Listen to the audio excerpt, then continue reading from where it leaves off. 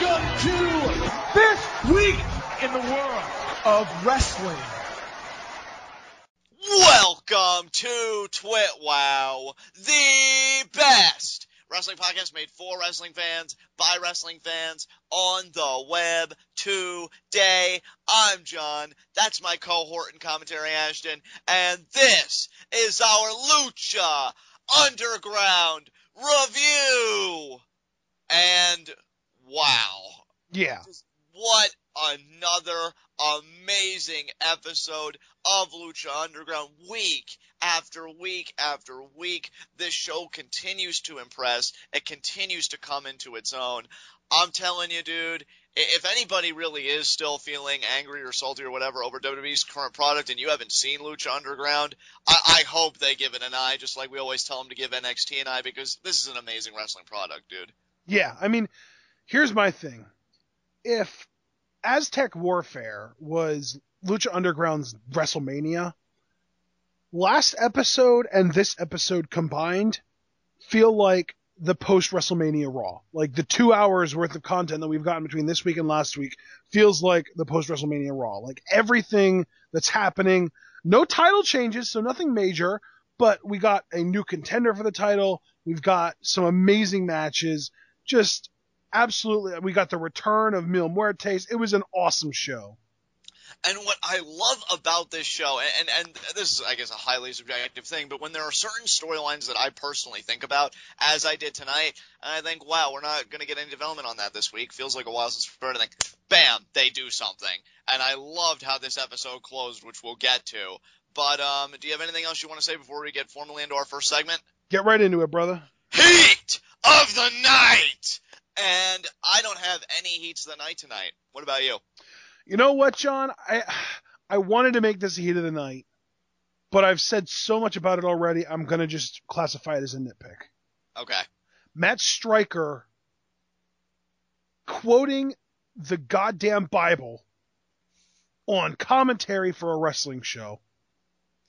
You know, here's my problem with it. It would have made so much more sense to me if he still went by Ezekiel Jackson, because his finisher was even called the Book of Ezekiel back then, but he's Big Rick now. So I don't see the connection. That was well, yeah, and not only that, but after Vampiro shut it down, and he said something about how an eye for an eye, brother, and then he said something about how, well, I'll tell you what, spiritually, if you burn my eye out with a cigar, I'm going to kick your ass. That right there should have shut it down. Shut your freaking mouth, Stryker. But no, he continued, and he quoted another verse. Yeah, you know, it's Stryker. We know how his commentary is. I just saw the disconnect between. See, but that's the thing. Like, I don't want this to become an acceptable, like, oh, it's just Stryker being Stryker kind of thing, because it's unacceptable. That's bullshit. It's certainly not acceptable. But I'm just saying it because, as you've said, we have had discourses about this before. We know how bad he is.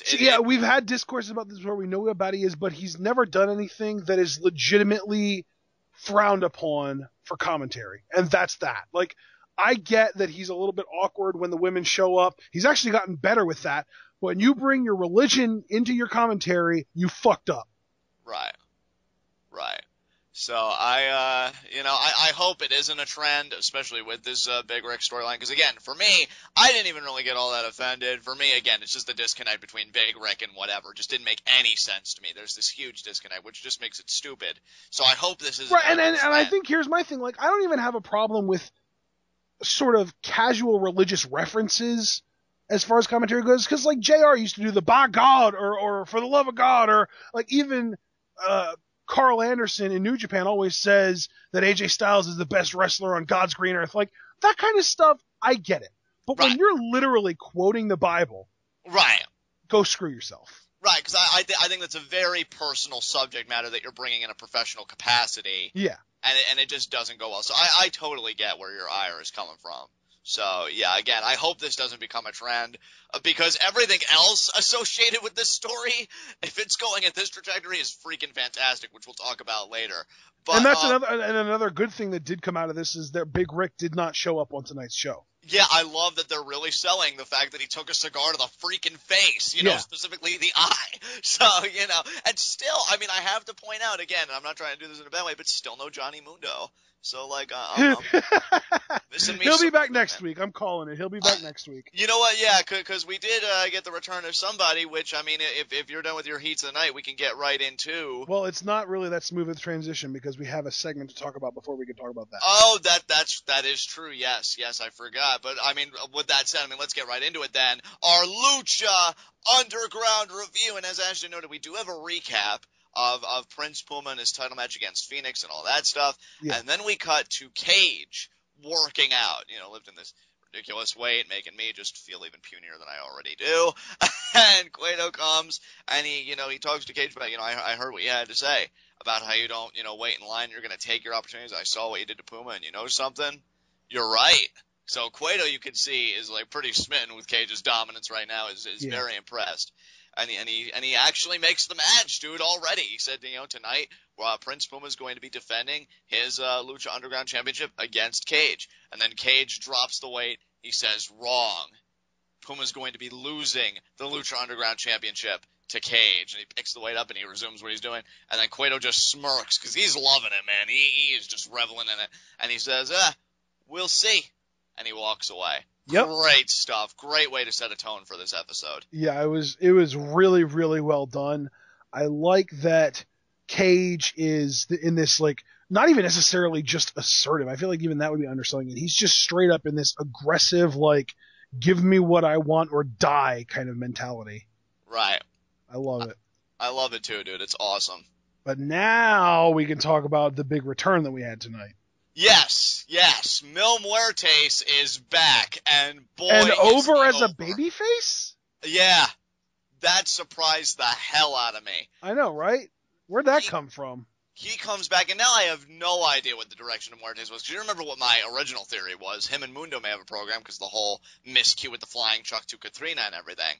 Now I don't know, because he comes out, fans are eating him up, and then his opponent is Fenix. And Fenix gets interesting reactions throughout this thing, because, yeah, people are definitely cheering him. But I also heard at one point, like, a divided crowd, like, let's go Fenix, Fenix sucks. He got a Cena chant going on there. What the heck? Yeah, I don't understand, because, like, I'm personally a huge fan of Fenix, and I don't think he has any of the deficiencies. Well, I mean, he doesn't really talk that much anyway to begin with, that John Cena has. So I don't understand where the hate's coming from, but Mil Muertes, man, the solidarity this crowd showed for him. And I gotta say, though, booking of this match was very interesting because he comes back, apparently this babyface, definitely exerts his dominance, has Fenix in the corner, nails vicious right hands, just exerts his power, left and right, and just imposing his will everywhere. At one point he gets the spear, which, the commentary referred to it as like a dart going through you. Which was actually sold amazingly by Fenix. Yeah, it was. Fenix played the ragdoll perfectly in this match, because believe me, that was, I don't want to be hyperbolic here, but that at least felt like 90% of the match to me was just Fenix getting ragdolled. Yeah, and it's funny because, like, a minute or two into this match, when I saw the reaction that Muertes was getting and that he actually was kind of playing up to the crowd a little bit, what was the first thing that I said, John? You said to me, you felt like Fenix had a chance of winning this match. You said, I feel like Fenix might win this match. And I said, maybe, because Fenix has also kind of been on a little roll in his own right. So it was interesting these two would come together again. And Ashton would be proved right. So that's another one for the record book. I think we're running out of pages here. Yeah, because Mil Muertes takes Fenix up to the top rope for a superplex. And he does land the superplex, but Fenix decides to take matters into his own hands, and while Mil Muertes is getting ready to stand back up from delivering the superplex and he comes rolling through, Fenix grabs him with his leg. He hooks his leg with his leg and gets him into a little bit of an inside cradle for the 3 count. Yeah, he cradles him and gets the 3, much to the shock of Muertes. And you know what? I feel like if they are going the babyface route, this was definitely the right call. Best to get that loss out of the way and just do whatever. Because, I mean, he did lose in Aztec Warfare, but it took 2 guys to pin him. Yep. And now that we can say that he's lost in one-on-one action, I can get behind him really just running roughshod as a babyface if that's the direction they want to go. And this is Mil Muertes' first solo loss, isn't it? Yeah, it is. Yeah. I mean, here's the thing, like, that should be a really big deal, but there was a little bit of like an aura about this match where you kind of felt it coming. Yeah, definitely. I mean, you certainly did, because like you said, you called it like a minute or two in. Yeah, like I wasn't. It's so weird because I didn't even think about him being undefeated in singles, but I think that if I had, I might have even hesitated a bit to think that Phoenix was going to win. But man, there was just something about that initial reaction that Mil Muertes got that made me think they're turning this guy face. He's going to lose. They're going to put him on like a downward trajectory. He's going to end up hitting rock bottom, and then he's going to climb his way back to the top as a babyface. Yeah, and you know what? I still have to say, I feel like they do a great job of protecting Muertes here, because, I mean, look, the first time he ate a pin again, Aztec Warfare took 2 guys to pin him in Mundo and Puma. And then here he got caught. It was just, he got caught in the cradle. He didn't, the thing is, he didn't get out wrestled. Exactly. So I'm really loving where they're going. And hell, it keeps Phoenix's momentum intact after a phenomenal championship match with Puma. So I think Lucha Underground knows how to keep all their ducks in a row, so to speak. And I really admire that in a wrestling promotion. Yeah. They had the confidence to put 2 really over guys in the same match, and they're like, okay, neither one of you is going to come out worse for wear. And I don't think they did. I really don't. So great job. Completely agree. Up next, we had a cage vignette. This was freaking awesome. He was fighting 3 random dudes in a parking lot. The first guy hits him over the back with a beer bottle, I think it was, and he no-sold it, and then he tossed him into the truck. There was a truck there. And then another guy comes up and cracks him in the back with, I think it was some kind of like a, it almost, I know this is kind of weird, but it almost looked like a wooden drawer that you would pull out of a dresser. Right. And he no-sold that. And then he grabbed him and he threw him. And then another dude came up and he was going to hit him over the head with the bottle, but he stops him, grabs the bottle, and breaks it with his bare hand. And then I think he just threw a punch at the guy and knocked him out. And like, I love the pure camp of some of these vignettes. But as campy as it might be, it doesn't make it any less freaking awesome. Well, I mean, this is really what wrestling is, right? I mean, let's not kid ourselves. I think really. Campiness is a huge part of a wrestling product. For sure. Yeah, you know, and I love how, and because of that, I feel like Lucha Underground stays so true to its roots, while at the same time keeping it incredibly modern, because the quality of these vignettes is just top notch. I mean, we've used the term, and I think it's incredibly apropos even now, cinematic. And it has those cinematic qualities. I felt like watching Cage beat down those guys anywhere else. You would have thought that it was a film trailer for some kind of, you know, adrenaline-fueled kind of testosterone-pumping, badass kind of movie trailer. Like, oh, this guy's gonna wreak havoc on the world. And it turns out, you know, it's Cage. I love it, dude. I freaking love it. It's just expanding the Lucha Underground universe, which they just continue to do. And I just don't want it to stop. Yeah, it's just... the Mortal Kombat references are actually getting stronger with each passing week. I know, it's crazy. Yeah. All right, so up next we had this match was just so good. A 6-man tag match. It was Aerostar, Argenis, and Superfly versus Cortez, Castro, Mr. Cisco, and Bael. And man, I think the only guy in this match that didn't stand out in a positive way to me was Bael. You know what? It's crazy, dude, because I didn't even really know how I wanted to begin this review, because I was thinking about it while the match was unfolding. And I said to myself, you know, Cisco, Cortez, and Bael, they're looking great, you know? But they're looking great against Aerostar, Argenis, and Superfly, guys that really haven't done anything. But at the same time, like, this match was just incredible.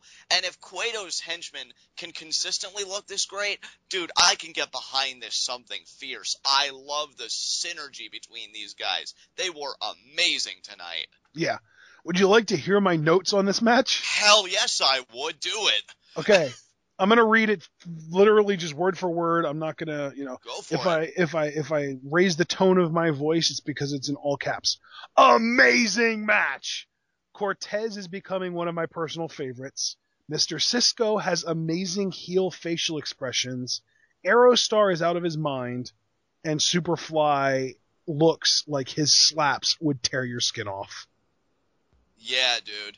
So many highlights on this. And see, this is, again, I hate to make it seem like all I have to do is just praise Lucha Underground and nothing really constructive, but I have to say that this is another thing that blows me away about this brand.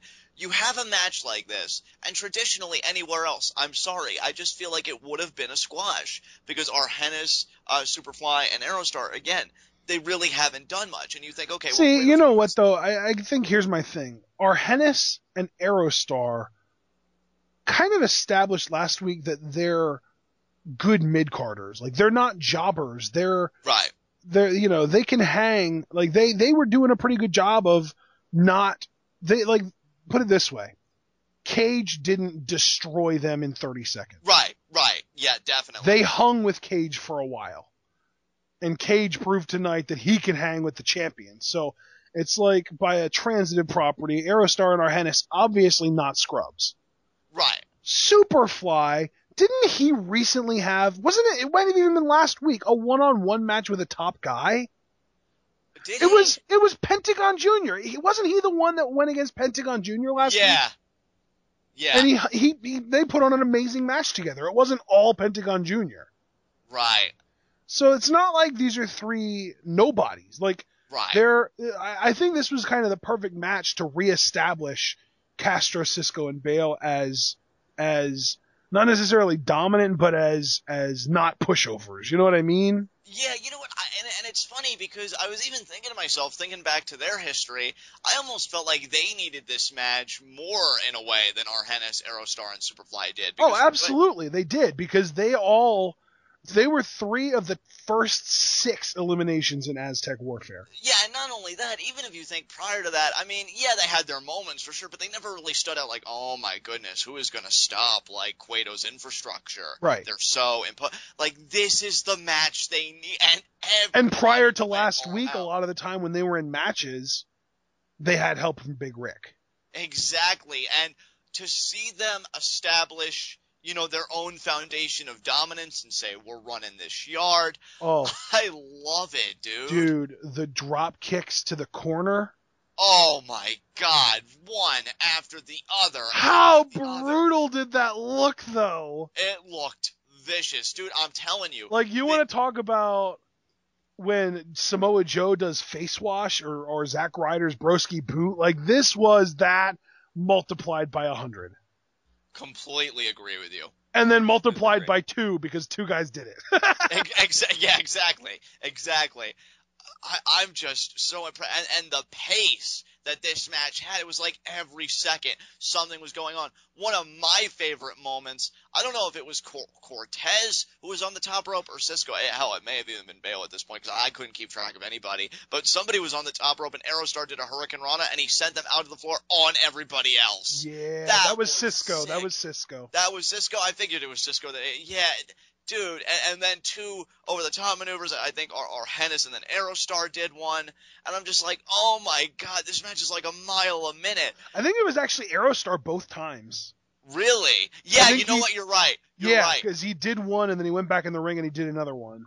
Yeah, it was crazy, dude. I mean, multiple times I think it got "This is awesome" chance, which it deserved. Yeah. Like, I'm usually not a fan, unless, of course, it's the Shield, which, of course, that hasn't been for a while now. But I'm not traditionally a fan of 6-man tag matches because you've got, like, all these different elements and stuff, and it's like, yeah, whatever. It's just more about combining feuds than anything else, more traditionally. But This wasn't even about combining feuds either. This is about taking these 3 guys and letting everybody know that just because they looked kind of weak in Aztec Warfare and now they don't have Big Rick anymore, that they are still not to be messed with. I mean, I'm sorry, this may be a slightly unpopular opinion because I know Lucha Underground is growing and we appreciate everybody that, like, watches our reviews, but for me, this is my match of the night. I love Puma and Cage. See, and the crazy thing is, I want to agree with you because this match is match of the night worthy. Yeah. But the main event was so good that I can't decide. Yeah, I don't blame you. I don't blame anybody who says no way Cage Puma was magic because that was phenomenal. But I think for this, I didn't expect something like this, and I really should have. So that's more on me than anything else. But I didn't expect something like this from these 6 guys, and then that finish with like the 3D Codebreaker combo that is quickly becoming one of my favorite double team maneuvers. I think right behind the Young Bucks Meltzer driver because that's just on a whole. You said 3D Codebreaker. It was a Flapjack Codebreaker. Flapjack Codebreaker, but you know it's got like kind of that similar setup. I think that's why I said it. But yeah, Flapjack Cobra, you're absolutely right. Or if we really want to be technical, Flapjack Inverse Lung Blower, or actually. Yeah, there you go. Yeah. So there you go. But they get the win with it regardless, and this is what they needed, and no Big Rick. And I'm hoping we don't see Big Rick for a while. I wouldn't mind if we go 3 weeks without seeing him, and then each time, this team just keeps racking up victories. Let them, kind of be ruling the roost a little bit before Big Rick returns, so it's not like he's just taking out anybody like it would have used to be. Like, make these guys really legitimate, and I think that's the route they're going to go, because this was a hyper-competitive matchup, and they got the W. I love it. Yeah. I mean, I tell you what, as far as Big Rick goes, I don't know if I agree with you that I want him to stay away for a while. I'm at the point now that whenever they bring him back, the fact that he had this week off, it's enough to sell the eye injury. For the longer that they keep him off TV, the better. But even if they bring him back next week, they kept him off TV for a week to sell it, and that works for me. Absolutely. So, all right. After this insane 6-man tag, we had another really good non-wrestling segment. We had a Vampiro interview, this time, though, with Prince Puma and Conan. I'm sure he regrets making it a 2-man interview because he's directing these questions at Puma, and he's asking Puma these questions, and Puma didn't say a single word. I don't think Prince Puma has said a single word his entire time in Lucha Underground. Yeah, I don't think he has either. I think that's a terrific point. And Vampiro, we know the bad blood that he has with Conan because he's lambasted him multiple times on commentary during Puma, segments or matches. And so when Conan's like answering, he's like, "Hey, let me tell you something about this Cage. This wannabe, trying to be, never gonna be, gangsters." And he just like plows Cage into the ground, saying, he's gonna get his. He thinks he's something, he's nothing, and Puma's going to take care of him. He's going to shred him up. And really, Conan is just ultimately talking smack to Cage and just saying, "Hey, I'm with Puma because Puma has nothing upstairs. Like, he's got no brain, and that's where I come in. You put the two of us together, unstoppable." And then Conan's like, "Hey, this is Puma's moment. I don't know why you got to stick your nose in every time, even when he won the title." And they showed a clip. And I guess This is Vampiro saying this. This is Vampiro saying this, yes. And he says, "This is Puma's moment. I don't understand, Conan, why you've got to stick your nose in it every time, even when Puma won the championship." And they showed a clip that I don't think you and I were privy to. And Conan takes the mic, and I guess he cuts a promo. Doesn't even allow Puma, I guess, to have kind of victory speech or whatever. And he says, "Why don't you let him speak for himself? Unless Puma, you don't have anything to say." And then Puma again tries to go to speak. Conan again cuts him off. And he says, "I don't remember, asking for your opinion or any critic's opinion that wants to talk about, Puma or our relationship with him. But if you've got a problem, we can settle it." And pretty much Vampiro and Conan, they get face to face. Vampiro says, "Anytime." Yeah, they basically did what Reigns and Lesnar did, where they both shot up and they were getting into each other's faces. It was awesome. Yeah, I kind of vacillate on Vampiro. There are sometimes I'm kind of like, he's all right. And then other times like, yeah, he's awesome. But I like this. I like this interview. I enjoyed him pretty much all night tonight. I can't honestly, here's my thing. I can't think of a time when when Vampiro did something so bad on commentary that it made me annoyed or angry or frustrated. Right. Like, Stryker does that on a regular basis. I guess the best way of putting it is I've never noticed Vampiro in a negative way. Right. Anytime I notice him, it's because he says something funny or as a good response to something stupid Stryker says, or, filling you in on somebody that you might not be familiar with in the ring, or giving somebody credibility. Like, he does a really, really good job, in my opinion. I think, the funny thing about Vampiro, and you definitely saw it here, like, he's probably one of the most authentic guys because he really can't be cast in one particular alignment. He's not wholly a face, but he's not wholly a heel either. I think he just calls it as he sees it, and there's something oddly refreshing about that.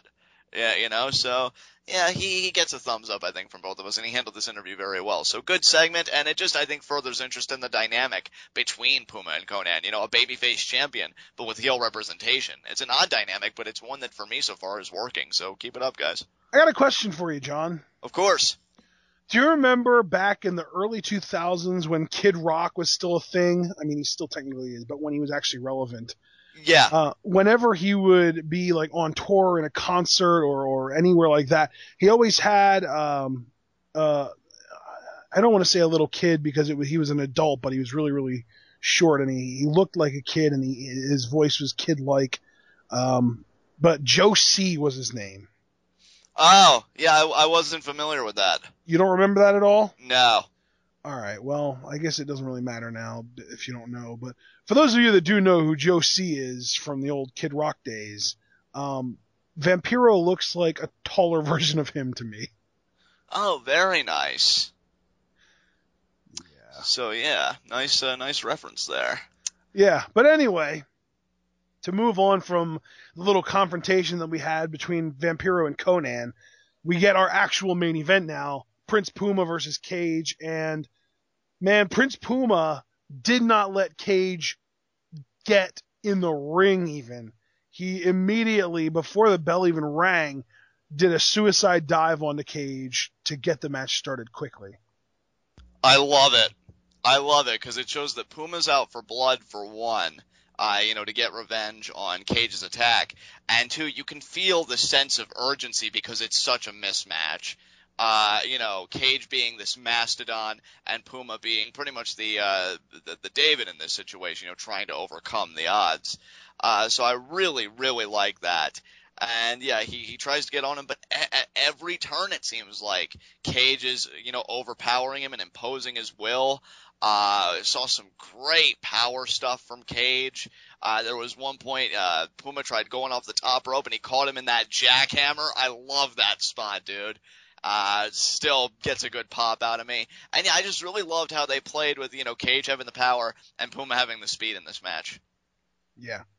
I mean, I already I have some notes here about just kind of the flow of the match. And I think the reason I like this match more than the 6-man tag is because the 6-man tag felt more chaotic, where like everything was happening at once.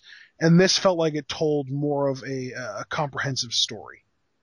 Right. I can totally understand that. Because, I mean, we start off with the suicide dive off the Cage, which is brilliant. But even though Puma got off to that awesome start, within a minute or two, Cage had taken control. And he was dominating for a good chunk of this match. And the tide didn't really turn until Puma hit that tornado DDT, because Cage had him up, he had him draped over his shoulder, and then Puma nailed that tornado DDT, and he got this, like, his flurry of offense. Cage tried to fight him off with a butterfly suplex, which was amazing, but Puma really quickly regained control. He had these ridiculous strikes that he was doing. At one point, Cage hit a middle rope moonsault, and then there was a little bit of an exchange, and Puma hit it was like a weird combination of a drop kick and a double stomp, where Cage was at like a 45-degree angle. Yeah, I saw that. I popped over that. I would agree with your assessment. It was like a drop kick, double stomp. Yeah. And I love that. It always just seemed like Puma was trying to fight, from underneath with Cage, trying to overcome the power somehow. I noticed his kicks and everything were very pointed at the head of Cage. Yeah, and dude, how awesome was Cage at not going down? Like, the selling. I always appreciate it when a big man in a David Goliath kind of battle undersells everything from the little man. Yeah, and that's exactly how this should have been, because Cage is in a very prominent spot, fairly quickly. So I think he needs to look like this monstrosity to almost have the credence to go with it. Because if he went down with all those kicks and stuff, people might get this perception, well, he's nothing special. But every time he caught Puma, in an aerial maneuver, every time he powered him down, hell, that moonsault, showing more variances in his repertoire. I think Cage showed, I'm not just any meathead. I'm not just any kind of, bulking buffoon. I'm a legitimate athlete, and I deserve to be here. I will say, though, I don't know how I felt about this. Because part of me loved how this. Hang on a second. Before we get into the finish, because I heard I'm ready to say finish. It's funny, and I probably shouldn't be doing this, but I'm going to anyway.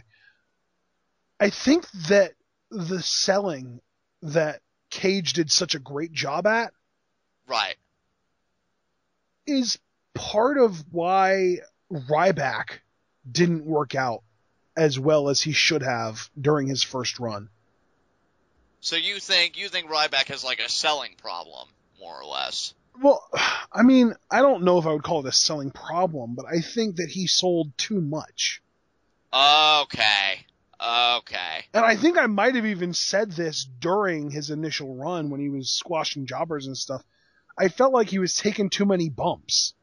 Yeah, you know what? I do remember you saying it during Ryback's first run when we were doing TWitWoW. I remember we had an episode, and I think you addressed that as a concern, if I remember correctly. Yeah. So yeah, you have been vocal about that in the past. And I do agree. It seemed like how Lucha Underground takes a guy as jacked and as athletic as Cage, and they book him, should be how a more monstrous type character, how a bulkier and stronger type character should be handled. Hell, I gotta give WWE credit at the same time, because it seems like what they're doing with Cage, they do more with Luke Harper than they do with a guy like Ryback. And I love Luke Harper, but I mean, look at Ryback. Yep. You know, it's crazy to me. Yeah. I just wanted to make that little tiny deviation because us talking about Cage, no selling, and how much it works for that kind of character just reminded me of back in the day when we were talking about how Ryback was selling too much. But anyway, to get back, the finish.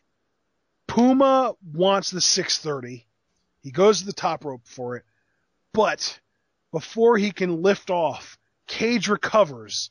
And rather than tempting fate and meeting Puma on the top rope and trying to do a superplex or something and getting knocked off and then nailed with the 630, he pushes the ref into the ropes, which causes Puma to lose his balance, which is brilliant.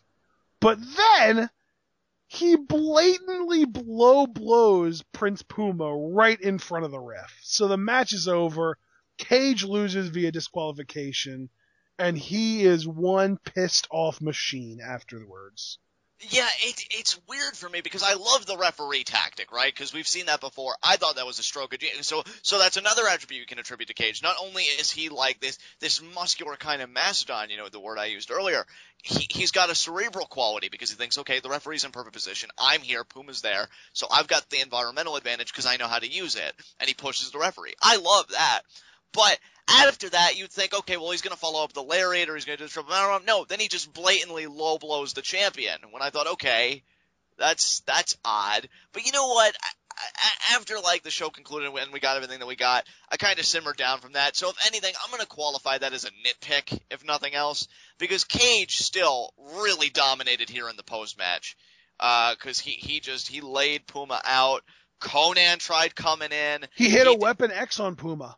He hit a Weapon X on Puma, which I popped for, because we finally saw a Weapon X.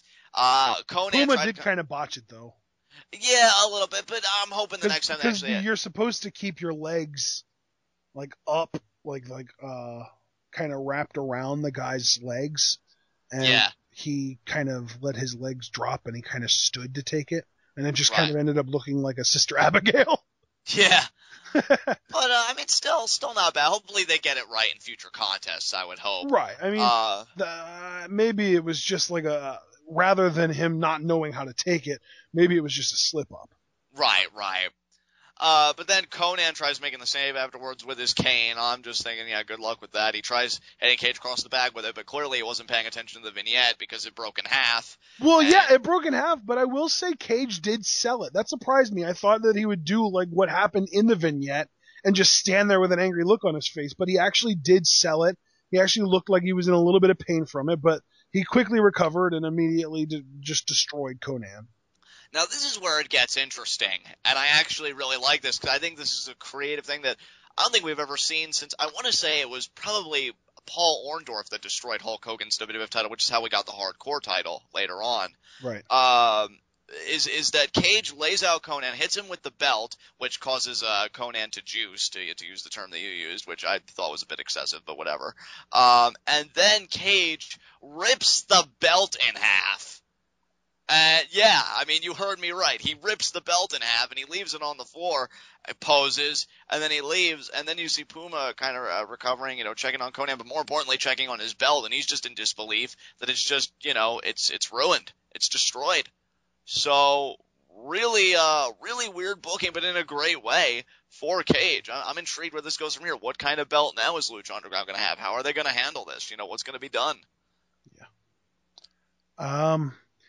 I don't know. I mean, knowing Lucha Underground and knowing the fact that they wouldn't do anything in a story unless they planned on following through with it, they're definitely going to have to step up their game here as far as whether they introduce a new title or maybe I don't know. This is hard to predict.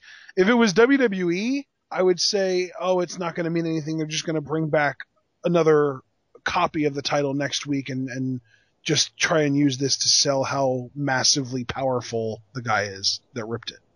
Right, and I think it's a creative avenue because you're talking about that's their only title. It's their world title. Puma's the inaugural champion. So you've got all this behind it already, and for Cage to rip it in half, it's like the ultimate sign of disrespect in the temple. You know, using that kind of language because they call it a temple, and you would almost consider the Lucha Underground Championship as kind of a treasure. You know, what Cage did could be akin to sacrilege. And, you know, now he's a marked man, you would think. So I love it. I love that whole narrative that they may be going with, you know, that he's disrespected the temple and what it stands for. Because I think that just adds a whole new dimension to Cage's experience that I can get invested in, that he's just getting this kind of heat. So, yeah. Great stuff. Absolutely, yeah. So, and by the way, Conan juiced. Yeah, I mentioned that, and I said I thought that was a bit excessive for my liking. Yeah, like, who does he think he is, Ric Flair? Exactly. But up next, we had our closing segment, Angela Fong confronting Dario Cueto. She's looking for a man that owes her, and John, I'm going to let you take it with what the word is that she knows, because I don't remember it. I'm going to preface it by saying I may have misheard, but I thought she said Matanza was the name. And she says she's looking for a man that owes her a debt. And I love – Cueto just grows on me, man. I love Cueto because he's like, oh, it can't be me. I always pay my debts. He's just like – he's so scared of Angela Fong. And so now we know what she's been looking for, not necessarily clientele. No, her story actually goes deeper than that, and I love you, Lucha Underground, for that, because I would have been fine if it was clientele. I would have. I was excited about that. But now that it's not even about that, and the relationship goes deeper for whoever she's looking for, holy crap, and we still don't know who's in the prison. Like, holy crap, Lucha Underground. How many secrets are you hiding at once? So yeah, she's looking for, if I heard correctly, Matanza, which I'm sure New Wake Order or Stony Guerrero will tell us, you know, what they heard, because they're great contributors on our Lucha Underground review. So guys, if you know what was said, you know, fill us in. And yeah, whoever this guy is, Angela Fong's looking for him, and I don't envy him. You know, I would tell her too. It certainly can't be me, because I always pay my debts. So we'll see what happens. Yeah. This whole thing with Angela Fong, the fact that they went the not so traditional route where you and I just seeing a woman seemingly scouting men, we kind of automatically assume that she would be a valet or a manager. The fact that they were like, nope, try again. I love it. I love it too, man. I love it. They're not being bogged down by, by traditional story arcs or things like that. They're trying to show a little bit of ingenuity, you know? And I really appreciate that. So with that said, I mean, do you have any remarks about the show itself before we move on to our next segment? No, sir. High spots and low shots, baby. And I'll get right into it. My low shot is Prince Puma. I mean, yeah. He won. He won by DQ, but he got the ass beating of a lifetime. His manager got laid out, and his belt was disrespected. He goes away with like a disrespected? How about destroyed? Exactly. So who gives a crap when you win by DQ, so you don't even have the pride of saying that I was legitimately the better man because your opponent threw the match away. He has no belt to even show for it. So yeah, Puma's definitely my low shot. I can buy that. My low shot, you know what? I'm going to say my low shot is Mil Muertes. Yeah. His first ever singles loss to Fenix via an inside cradle. That's gotta suck. Definitely. He got caught, plain and simple. Sure did. I don't blame you, and he got caught by somebody whose momentum continues to be, even though he lost that Lucha Underground Championship match, on an upward trajectory, so good on Fenix. Yep. But with that said, my high spot is actually Cueto's henchmen, Cisco, Cortez, and Bael. So they... I like it. I have to give it to all three, because you know what? The first week without Big Rick and just this new infrastructure going forward, Cueto paying these guys when they take care of business, and they did, and they looked so legitimate doing it. And this is how I wanted these guys to look when Cueto was putting together, an enforcement team, these enforcers. So I love it, man. It was a great 6-man tag. They come up with the win with the flapjack lung blower combo, which I hope that gets a formal name soon, but I'll keep calling it that until then. And yeah, Big Rick, as powerful and as strong as he is, I'd be on the lookout, man. These guys aren't playing around anymore, so they're my high spot. Yeah, absolutely. My high spot, you took the underdog pick. I'm going to take the easy pick, Cage. Oh, yeah, man. Say what you will about him throwing away that title shot. He made an impression, and I think the most important thing to note here is he pissed off the champion, so he's going to have plenty more matches with him later, some of which, if not all of which, will probably be for that championship. I mean, absolutely. Look, I can say what I want, but you know what? Someone very easily could say, well, John, you know what? They did it by their own volition. They're doing it on their own terms. And that's what you got to respect about Cage. He's like, well, I think here's my thing about Cage, though, is that he did the smart thing here, because is there a more beneficial position to be in than having a champion who wants to fight you? Exactly. The champion is going to be the one doing the challenging at this point. And that's what I mean by on his terms, dude. It's like he's controlling the situation, and he said, I could have it one of two ways. I could have this title match potentially lose and be just another contender, or I can take it in my own hands, leave an indelible mark on the picture, and make it so that he's coming to me from now on, and I control the turf. Cage, as much as I would want to be traditional and be like, oh, he threw a title match away, at the same time, could have been very cerebral about it. Cage is very dangerous, and Puma better know what he's getting into, and I love the fact that he's your high spot. Yeah. All right. Well, with that said, guys, do you have any other remarks you want to make, Ashton? Do I have any other remarks? This was amazing, and I'm looking forward to NXT, and Wednesdays are my new favorite day of the week. Yeah, damn right. I mean, 2 straight hours of amazing wrestling between Lucha Underground and NXT. Awesome stuff. So with that said, this has been Lucha Underground. This has been TWitWoW, the best wrestling podcast made for wrestling fans, by wrestling fans, on the web today. I'm John. That's my cohort and commentary Ashton. Guys, be sure to comment and subscribe on YouTube. What did you think about tonight's episode of Lucha Underground? What did you think about Cage's performance in the championship match? And will Angela Fong find the man who she has to collect a debt from? And take the conversation over to Pwitov, a great pro wrestling group, a lot of amazing people there. You'd have a great time. And speaking of having a great time, be sure to join us for our NXT review, where Adrian Neville is going to take on Tyson Kidd in a tournament matchup to go to the next NXT live special. So until then, guys, tune in and peace out.